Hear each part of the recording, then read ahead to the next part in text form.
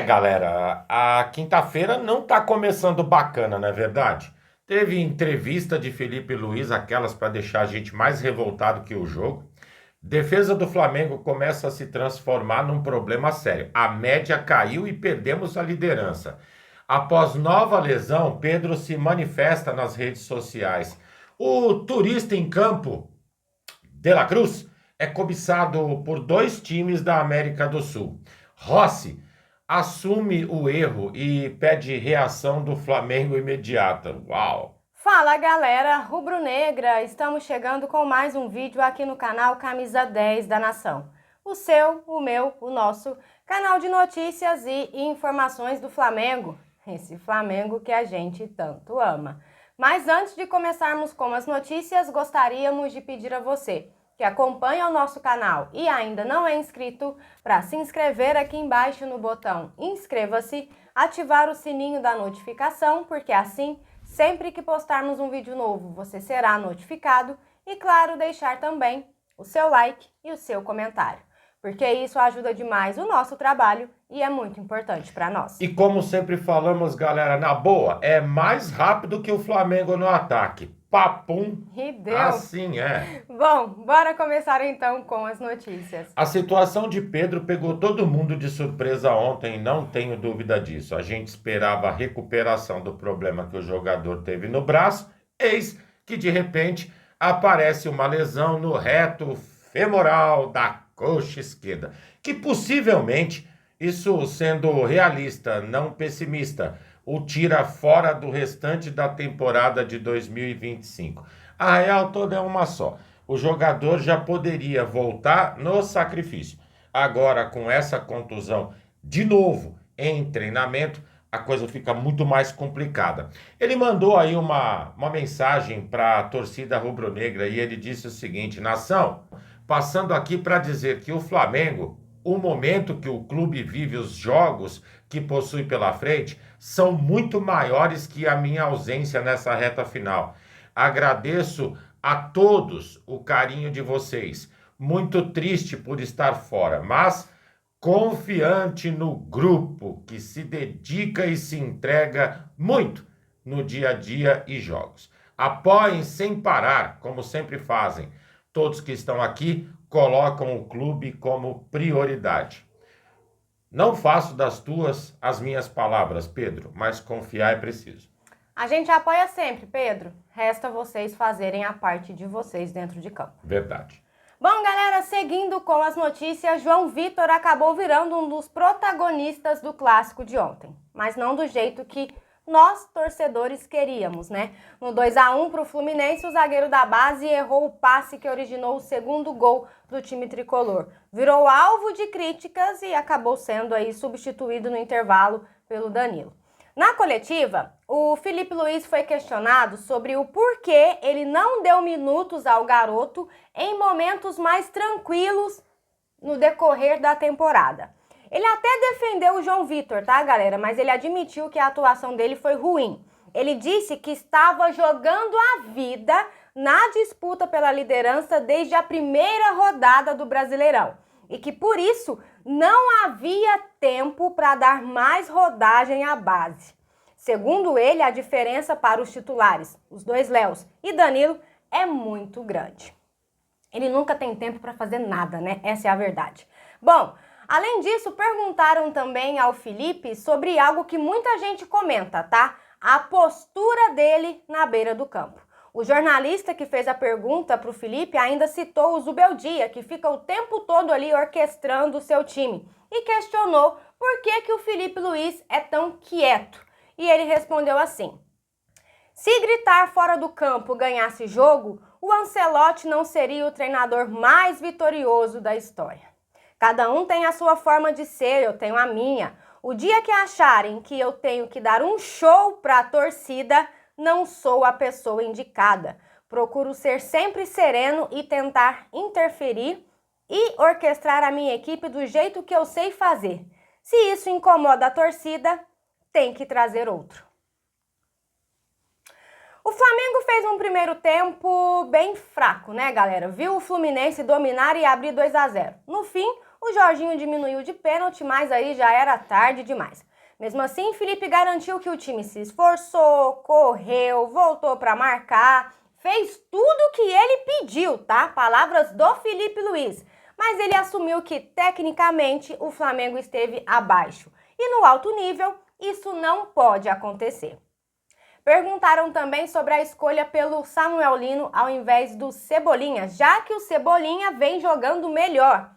Felipe disse que confiava no Lino, que ele tinha crescido depois da Libertadores, mas reconheceu que o Cebolinha entrou bem e melhorou o time.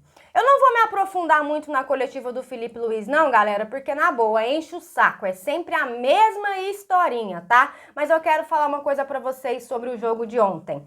O Flamengo mereceu perder, tá? Simples assim. Felipe Luiz continua preso na sua própria teimosia, falando sempre que o campo fala, mas ele repete as escolhas que não funcionam. Por exemplo, insistir no Samuel Lino. O time foi apático, foi lento, sem urgência, o mesmo roteiro dos últimos jogos, falamos isso ontem na live. Teve um pênalti claro, escandaloso e absurdo para o Flamengo? Teve. Só que, galera, um time que realmente se impõe não coloca nenhum resultado nas mãos da arbitragem. Tenso. Galera, seguindo com as notícias, De La Cruz foi contratado em 2024, o Flamengo pagou multa rescisória de 16 milhões de reais. Em 2025, o Flamengo já fez 69 partidas, De La Cruz participou de 29 e nem todas ele jogou os 90 minutos. Já houve situações que o River Plate demonstrou interesse em repatriar o jogador, haja visto que de lá ele saiu. O Flamengo não abre mão de não ter uma compensação financeira. Os 16 milhões acho pouco provável que consiga de volta. Mas o cenário é mais ou menos esse. O Flamengo até fala em interesse em negociá-lo. De La Cruz, sempre contundido, uma série de adjetivos que descrevem as ausências dele nas partidas.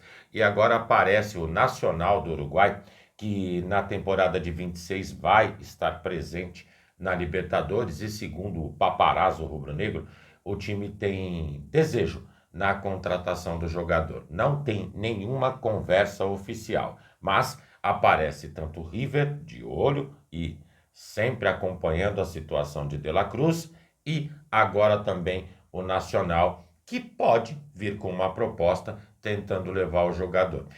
Espero o seguinte, que se aconteça uma negociação do De La Cruz, que no time que ele for defender, ele não apareça jogando todos os jogos. Vai ficar meio esquisito, você não acha? Vai ficar feio pra ele. Você não acha? Muito feio. Bom, galera, e seguindo com as notícias, a derrota para o Fluminense escancara um problema que o Flamengo está arrastando nessa reta final da temporada. O time de Felipe Luiz tinha, até então, uma das defesas mais sólidas do campeonato. Simplesmente perdeu a consistência. São 7 gols sofridos nos últimos 4 jogos. E agora quem tem a melhor defesa do Brasileirão é o Cruzeiro, com 22 gols tomados. O Flamengo vem logo atrás com 23, tá? E essa virada de cenário começou há mais ou menos um mês, amigos, quando o Ortiz sofreu aquele estiramento no tornozelo contra o Palmeiras. Desde então, tudo ficou instável. Ele perdeu aí 2 jogos importantes, né? O primeiro jogo contra o Racing e o jogo contra o Fortaleza. Voltou na segunda partida contra o Racing, jogou os 90 minutos, mas estava claro ali que ele não recuperou o ritmo ideal, né? Sem o Ortiz, o Felipe Luiz teve que montar a zaga com o Danilo e também com o Léo Pereira. Eles jogaram juntos 5 dos 7 jogos sem o camisa 3 e levaram 5 gols. 1 do Fortaleza, 2 do São Paulo e 2 do Santos.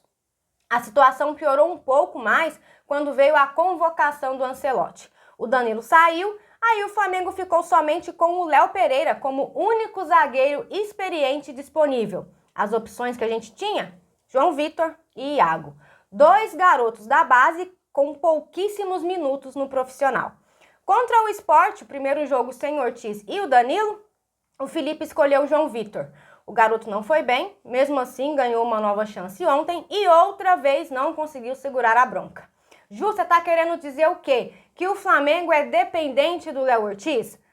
Não é esse o ponto, tá, galera? O problema é outro e a gente fala disso aqui no canal já, ó, há muito tempo. E quais são? Falta de minutagem, panelinha de Felipe Luiz, os escolhidos ou os queridinhos dele. O Ortiz se machucou, isso acontece, a culpa não é dele, tá, galera? Mas se os outros zagueiros não têm minuto, não entram em jogos mais tranquilos, não ganham ritmo, como que a gente quer que eles desempenhem bem quando tiverem que dar tudo dentro de campo? E essa análise também serve para outras posições, tá? Dentro do Flamengo. Lateral esquerda, por exemplo, a gente sempre fala aqui também, se a gente perder qualquer um dos dois titulares hoje, entra quem? O Vinha. Aí o Vinha vai mal, a culpa é de quem? Do jogador? Ou de quem não dá oportunidade para ele pegar ritmo ao longo da temporada?